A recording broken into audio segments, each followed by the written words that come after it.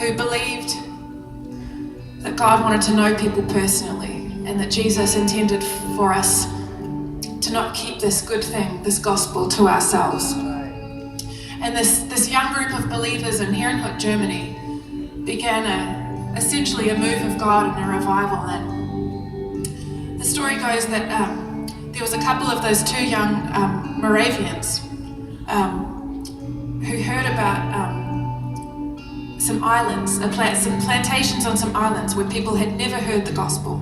So they wanted to go to these plantations and preach the gospel to the slaves there and the others.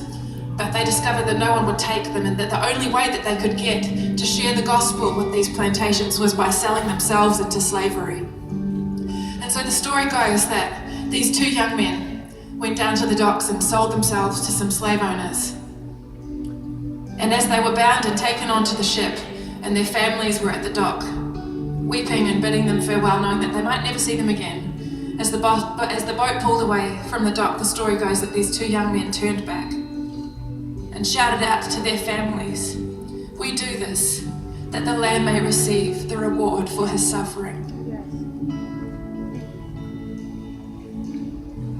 That the Lamb may receive the reward for his suffering. You know, the Bible says that Jesus looked through the cross, through the agony of the cross, to the joy set before him. And the joy set before him was a redeemed people who could only be redeemed by the blood of his sacrifice. That is what it cost for us to be saved.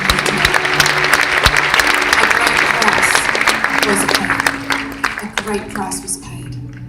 Not just so that we could be free, but that in turn we might lay our lives down, that others might be free. And I just think that Jesus doesn't want us to be pretty good Christians and pretty moral people. I think that he intends for there to be more. That we would know a true freedom that is not so attached to our lives and our comfort, that we wouldn't be willing to lay down everything for the Lamb to receive the reward for his suffering. So we're going to sing this one more time. And if